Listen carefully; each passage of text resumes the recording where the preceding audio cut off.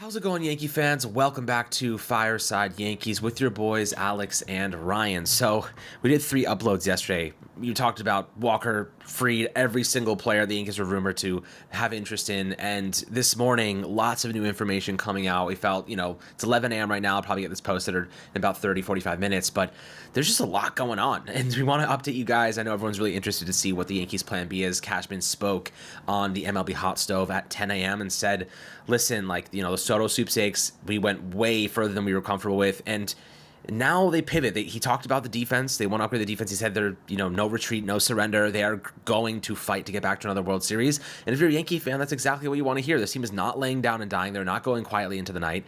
They are going to compete, and they're going to make some big acquisitions. Fried was, $218 million, big deal, but if you actually look at the contract, Soto just got $800 million. That's $600 million difference the Yankees still have to play with there.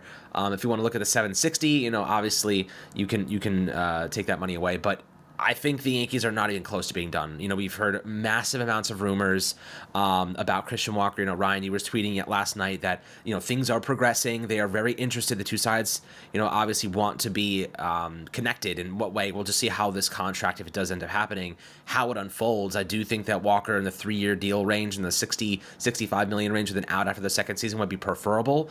But then there's the Kyle Tucker news. And according to Joel Sherman in the New York Post, the Yankees, Chicago, and the Giants are all interested in, specifically the Yankees that are in hot pursuit of Kyle Tucker, that the Houston Astros really like Luis Gil, which we'll talk about as well. And then Mark Feinsand came out and said the Yankees have explored the idea of also moving Clark Schmidt. So, lots of stuff kind of unfolding as the minutes go by, and I'm hoping nothing happens while we're recording, or at least after we record. Hopefully we get this episode up before anything breaks, as yesterday we posted and Max Fried signed 10 minutes later. But Ryan, waking up, seeing the news about Kyle Tucker, obviously Luis Gil, this interest there. What do you think about it? This seems to be a pipe dream yesterday and a reality today. If the Yankees can get this deal done, we'll kiss goodbye to Juan Soto and we will never look back. The Yankees will win this offseason if they get Tucker, Max Fried, and Christian Walker, and I think that's objectively true. Yeah, I agree. And, to add on to Christian Walker, here's the situation right now. The Yankees and Christian Walker last night, or yesterday, really all of yesterday, were engaging in very productive conversations. The two sides have made progress on a deal. Obviously, nothing's done. If something was done, we'd know, right? If something was concrete done, there was pen to paper, Alex, we'd be talking about a Jeff Passan tweet, a Jack Curry tweet, whatever it may be. So, again, this is just, you can talk to a lot of people who are at the lobby in Dallas. You can talk to, if anyone in baseball right now would tell you the Yankees and Walker have made serious progress on talks. These two sides have been engaged all throughout the winter meetings. Once the Yankees lost out on Soto, Walker was one of their top targets. He's someone they covet. Jack Curry was talking about, just raving about Walker. He's talking about the home runs, mentioned that that was the one name that had the most heat on it. So I don't think this is something that, look, obviously a deal could fall apart, right, Alex? We've seen, deals fall apart at the last second before. This wouldn't be new, but I would personally be pretty stunned if Walker played for anyone else other than the Yankees. In terms of the deal, that could get weird.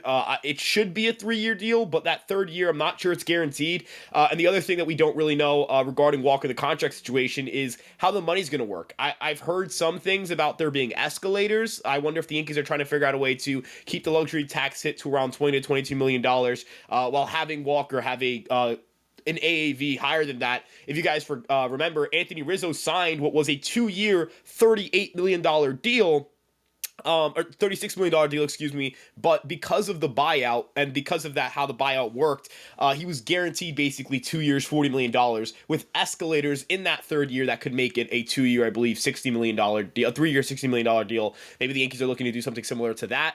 But again, Walker would be a really big upgrade for them. As it pertains to Kyle Tucker, the report from Joel Sherman that the Astros are very interested in Luis Gil. Look, I love Luis Gil. He just won Rookie of the Year. I believe he was the first Yankee in 4 decades to win Rookie of the Year as a starting pitcher. Sayonara. Goodbye. Love you, Gil. Love you. You're the man. You rock. But sayonara, man. Goodbye. I have no problems trading Luis Gil. Signing Walker would make someone like Ben Rice expendable. I guarantee you, Ben Rice has at least some degree of interest from the Astros, considering their first base position. And here's where we nailed this, and I want to pat ourselves in the back on this, Alex. What did we say about if the Yankees signed a Max Fried? They control the pitching market. They have attractive pieces. They can go get basically anyone they want. You want to go get Kyle Tucker and go all in? Great. You've got Luis Seal to headline that deal. You want to go for more of a cheaper option? Maybe, it seems like the Cubs can outbid you for Tucker and you're not able, that's not a realistic route, or maybe the Astros decide not to trade him. Cool. Go flip Nestor and go get Cody Bellinger maybe and get a bunch of salary relief. Or you could trade Nestor for a Josh Naylor. I know the Guardians just acquired some pitching depth in a trade they made last night, but, they still don't have a fleshed out rotation. If you want to go get maybe someone in that middle tier, Lars Nootbaar, Brendan Donovan, you've got Clark Schmidt right there. So, the Yankees, they can do so many different things now because how many teams can afford to pay Corbin Burns right now? Like, he might get $300 million. How many teams can afford to pay him? I don't think the Red Sox don't feel great about their chances of getting Corbin Burns. I'm not sure if that's widely reported, but that is something that has been kind of popping around. I know Sean McAdams of Mass Live reported before Fried signed that they didn't feel great about their chance of getting either the top two starters in free agency and paying the coin needed to go get those two guys. The Yankees clearly did. In the trade market, obviously Garrett Crochet is a big name, and I think the Red Sox can go get him. I think the Mets can go get him. But once he's gone, again, who is left? What is left? What team can afford to go pay, even a Sean Manaea? How many teams can go out? Like, can Sean Manaea get $100 million in this market? Why not? He was the ace of the New York Mets. The New York Mets went to the NLCS. He was their game one starter various times. So, Alex, this pitching market, we saw it with Nathan Eovaldi. 3 years, $75 million. That's $25 million a year for 3 years for a guy who's more injury prone than Max Fried and not nearly as good of a run preventer. I'm sorry, once Eovaldi, like, I wasn't a huge fan of signing Fried for 8 years at $27 million a year. That's something you can look at on this podcast and say, I was like, I don't know if I want to give him 6-7 years. I'd rather sign Eovaldi, that kind of stuff. Looking at what Eovaldi got, looking at what Kikuchi got, looking at what Frankie Montas got, I think I'm glad we stayed away from the middle of the pitching market, got a secured bona fide ace, and now you can go out and move starting pitching. Alex, they're in a great advantageous position here. I'd love to see him take advantage of it. And of course, we'd love to see Kyle Tucker in the Bronx. So yeah, I just think we've been spot on with this, with the pitching market. We have. Yeah. I mean, you specifically said yesterday, like, getting Max Fried, a really good point that we now have the market cornered. Eovaldi going for $25 million, like you said, most teams, Blue Jays, Giants, like, maybe they make a big play. This is the last chance for the Blue Jays to go get an ace. Bassett is probably gone. I know Gausman's probably going to be gone after 2026. Like, they have problems. They need to go get an ace ASAP. And the Yankees now have controllable pitching at multiple levels, right? Clark Schmidt, obviously, he's a free agent in 2028, I believe. Luis Seal's pre-arbitration. Nestor Cortez has 1 year left of control. And Marcus Stroman's just an innings eater. Like, they have everything you need. One-stop shop. We're the Dollar Tree right now. You can come and get anything you want here, but you're gonna have to pay up. The Dollar Tree isn't the Dollar Tree anymore, man. Like, you go to the Dollar Tree now, it's like $5 for things. That's Yesterday's price is not today's price. Yesterday's price is not today's price. Again, if you are a team and you think you're going to get Nestor Cortez for a platoon bat, you've got something else coming for you. Yep. Because we will keep him if we have to. This is the other thing, too. You think the Yankees are going to be like, no, we have to trade one of them. No, they'll go, okay, we'll keep him. Set the market. Put him in the bullpen. Have more bet. Someone's going to get hurt in spring training. Let's have more options. Why not, right? Yep. What do you think the value is of even a Will Warren, right? Someone who is probably going to get major league innings next year. I know he struggled at the major league level, but he's a rookie, right? He had 5 starts, 5 outings. You're really going to judge a guy's career on 5 outings? As someone who had top 100 prospect steam going into the 2024 season and still throws pretty hard with good stuff. Alex, they have the market by its balls. You have the market by its balls. Got to go take advantage. And Alex, I'm sorry, Kyle Tucker is just, he's the guy. Dude, right? I mean, we're talking in 78 games, he had 4.2 WAR. If he had stayed on that pace, he would have had more WAR than Juan Soto did last season. That's how good he was in that small sample. 23 home runs, he would hit 46 if he stayed on that pace. Like, this dude is, we're talking about if he didn't get that shin injury, and it was a freak injury. Like, this isn't a player who gets hurt all the time. It was a freak accident where he literally banged a freaking fastball off his shin. So, like, it happens. Like, stuff happens to players. That's a freak accident. He hit 40 home runs here. Like he would hit not even 40 a home runs question. and steal 30 bases here. I mean, dude, he not only are we talking about 40 home runs and 30 bases, but he's going to put up like 7-8 defensive runs saved. And Yeah, you're gonna get Gold Glove caliber defense in center or left field. And you know who and that the helps? offensive production. Jason Dominguez. If you have Judge in right field and Tucker in left field, that absolutely helps. Judge, look, for all of I know that Game 5 of the World Series will always be looked at and say he dropped that easy ball. You don't ever whatever. Like if you wanna be that kind of person, fine. That's not my prerogative, right? But I think that when we're looking at where the Yankees are at and how Aaron Judge plays defense, man, he's a cerebral defensive right fielder. This is a guy who is one of the premier corner outfielders defensively of our generation. Kyle Tucker, another premier defensive outfielder. When you look at how Dominguez's life will be made a lot easier with those two guys out there playing center field, which is familiar to him. If you get Walker, if you maybe import the right second baseman on your roster, or maybe it's Caleb Durbin, I'd prefer to import a second baseman. But if you get Kyle Tucker, I think we can understand if that's not an option. Your infield defense is going to be stellar. Your outfield defense is going to be stellar. Your catcher, you know you're going to have great catching defense with Wells and Trevino at the helm. I mean, I'm sorry, man. You're going to be looking at a team that's elite defensively, and that's something you couldn't do with Juan Soto. And on the base paths, man, Tuck, Dominguez, Durbin, Jazz, Volpe, you might have 5 of your 9 everyday starters swipe 20-plus bases. That's a different identity. That's a well-rounded identity. That's a ball club that can lead the league in home runs, lead the league in defensive runs saved, and maybe finish in the top 5 in stolen bases. That is a different look for this Yankee team. And then you look at the rotation, you look at Max Fried, he would benefit so much from a great defense behind him.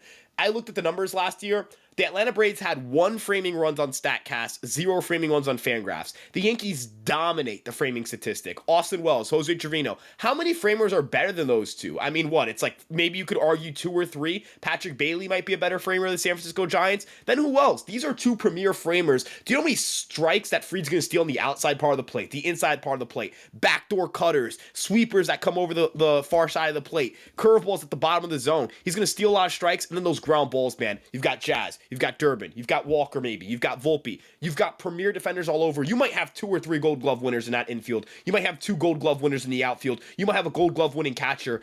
It's just that takes this team to like an unbeatable level. That's when you go, the AL is our B. You know what I mean? I'm not going to finish that sentence because this has been a PG episode so far, and I feel like we should keep it that way. But, Alex, I get giddy thinking about Kyle Tucker. I get giddy. Not Josh Giddy. Giddy isn't happy.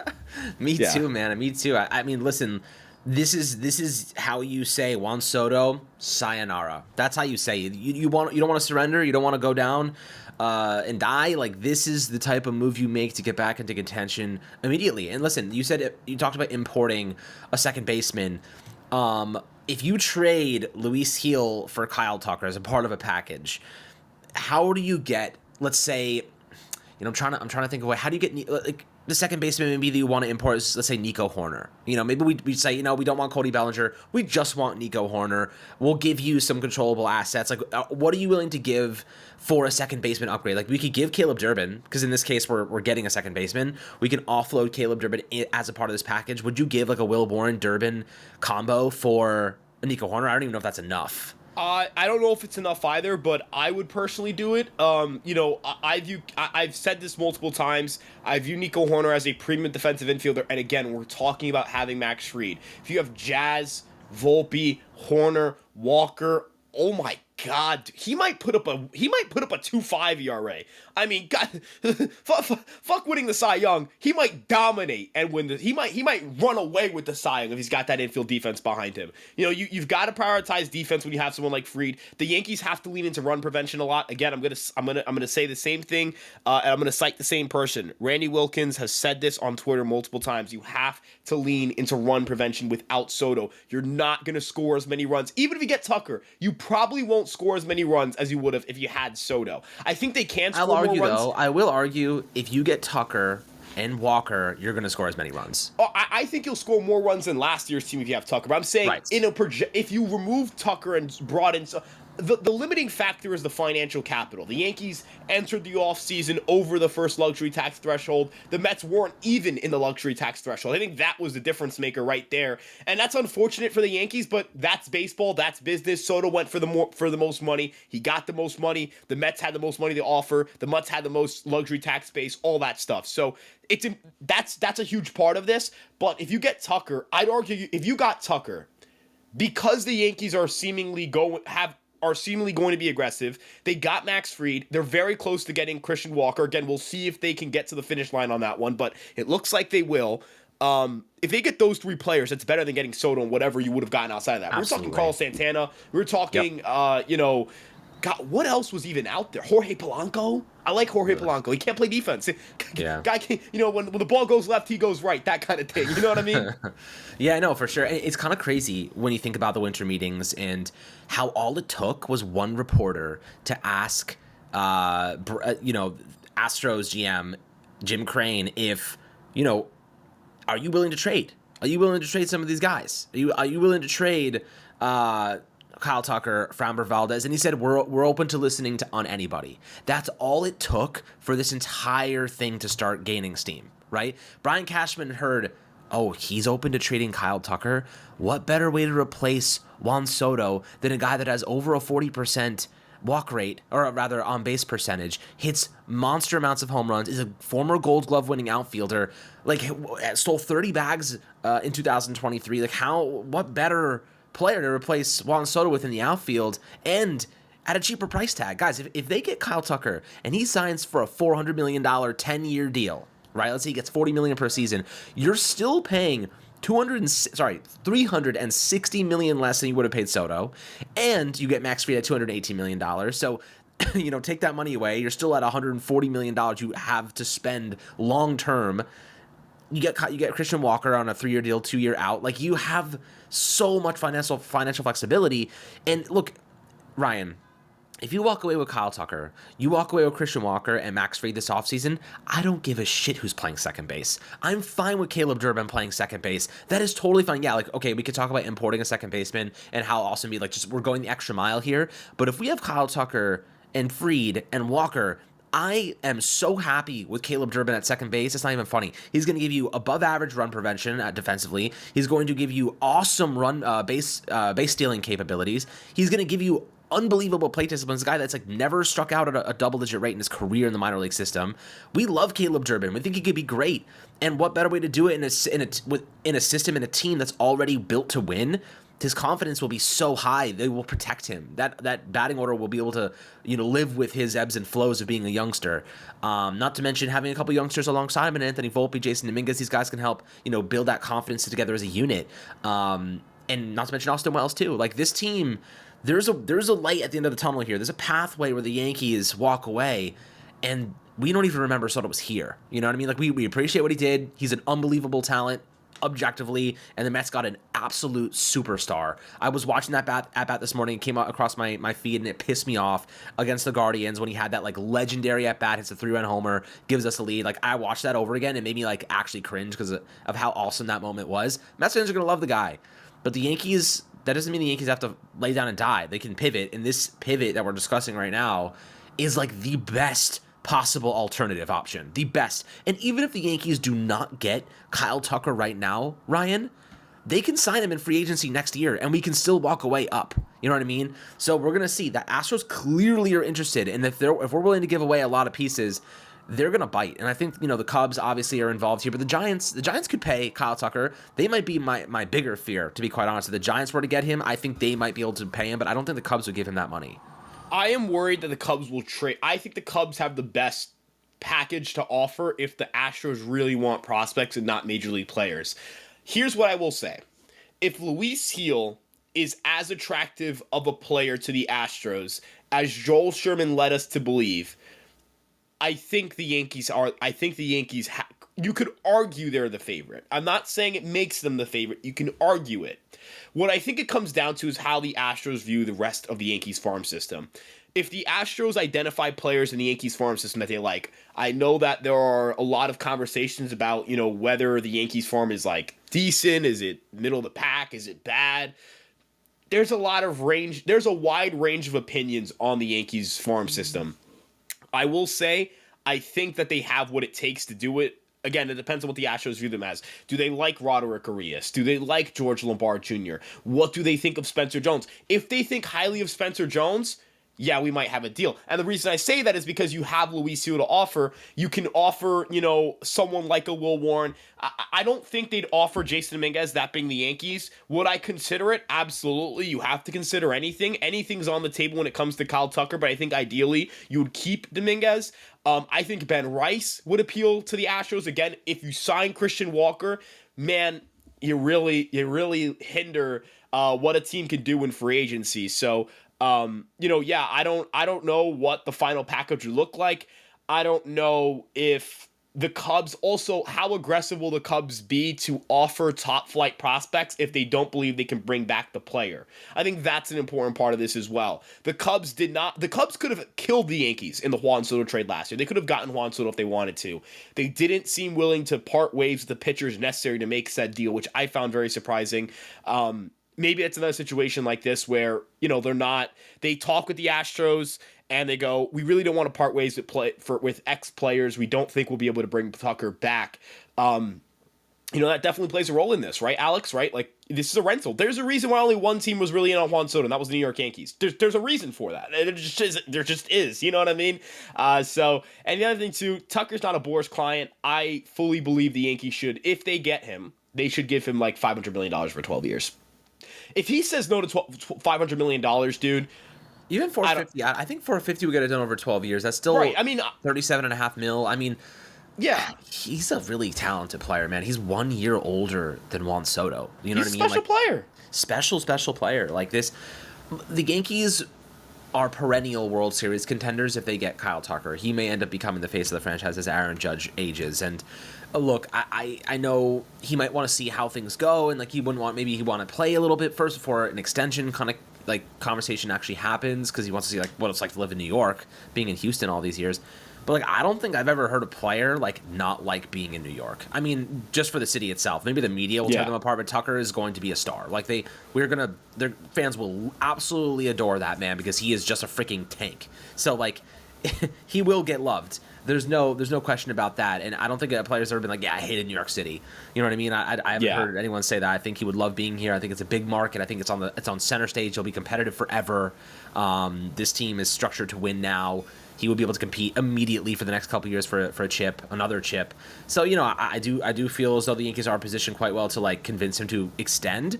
It's just a matter of if the Astros are interested in actually acquiring what we have. I mean, why would you not want Luis Hill? He's pre-arbitration, dude. Like, we're talking about he's going to be a free agent in like 6 years. And he's making next to nothing. And for what it's worth, if you're the Houston Astros and you get Spencer Jones, who's probably going to be ready in a year to play, you get Luis Hill to keep costs down, and you offload Tucker, who's in arbitration going to make about 20 mil. You know what that really does for you, Ryan? It allows you to keep Alex Bregman. Allows him to spend a little bit more on Alex Bregman. And Jose Altuve, what he said about that, and Bregman saying he wants to stay, but they're like 50 mil apart. I mean, to me, that's a big win for them. They get cost-efficient talent now. They offload a big salary. They get cheaper pitching.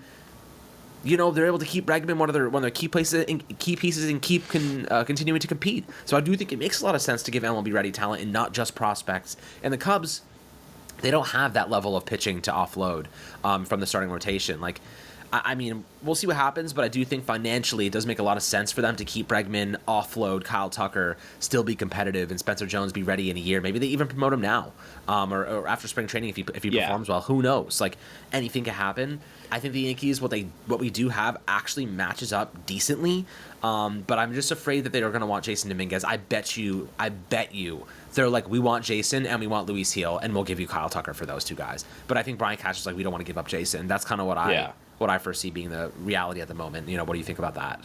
Yeah, I mean, look, if you get Tucker, you can do whatever you have to do, right? You can make your roster work around that. It's kind of like the Soto conversation, where it's like, depending on what players you can get, you can be happy getting someone like having someone like Durbin play second, because Tucker is that kind of caliber of player. He's a worse player than Soto, and I don't want Yankee fans to get this impression that Kyle Tucker is better than Juan Soto. He's not. Like, there is a reason why Juan Soto will.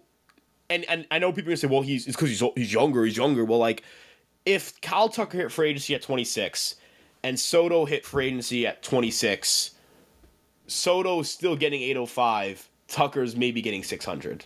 I don't know if he's getting. I definitely don't think he's getting 700. So Soto's a better player. That's just a fact, in my opinion. But he's still of that ilk of player, if that makes sense. He's in the ballpark of a Juan Soto. Yeah. I mean, we're talking in the ballpark is what we're looking for, and defensively, it's another ball game. You know what I mean? Like, he is head and shoulders better defensively than Juan Soto. Is he? I'm not going to sit here and act like he's better than Soto because I don't think that's true. But I do think he's a way better defender objectively. I think that's a fact. And with runners in scoring position, he almost had a 1.000 OPS. So yeah, you're looking at a guy with runners on base who's just simply freaking elite. You put him at number 2. You put him at number 2, or you put him at number 3, and Judge number 2. You could flip-flop however you want to go about that. He's a lefty. It's perfect for Yankee Stadium. He's probably going to mash 35, 40 home runs for you a year. And Soto's coming off his best year ever, where he set a career high in home runs and runs scored. You know what I mean? Like, he's most likely going to regress a little bit, whereas I think Tucker lands in that 35-40 range every single season. Not to say that Soto wouldn't, because I think the Bronx does favor him significantly. Yeah. But Citi Field may not be as favorable for him. I don't know. It's interesting. Like, again, not going to sit here and lie to you and say that I think Tucker is better than Soto, but he definitely makes up 90% of what we lost. And I think you're going to be able to extend him for significantly cheaper, like $300 million cheaper, because now Dodgers aren't going to go after him. You know, they don't want to drop that bag anymore. Yeah. You never know. You really never know with the Dodgers, so I won't rule them out entirely. But the Mets aren't going to do it. They just got Soto for $805 million. Really, realistically, when it's all said and done, maybe the Giants put a play in, maybe Toronto. But if you're Kyle Tucker, why are you going to go to Toronto? I mean, you're going to stay in New York with a team that's, ready to win now. I mean, Toronto, they have their issues. They can't get anyone to go there, and that's it's a problem for them. So I don't know, man. I feel as though if this is realistic, if Cashman can do this, if they're in hot pursuit, if they have, Luis Hill, we're starting to hear smoke billowing from this small fire right now. We'll keep you guys updated on it.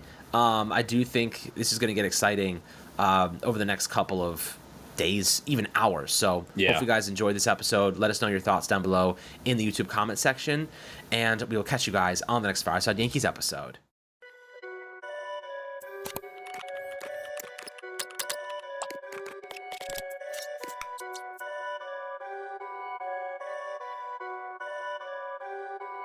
Perfect.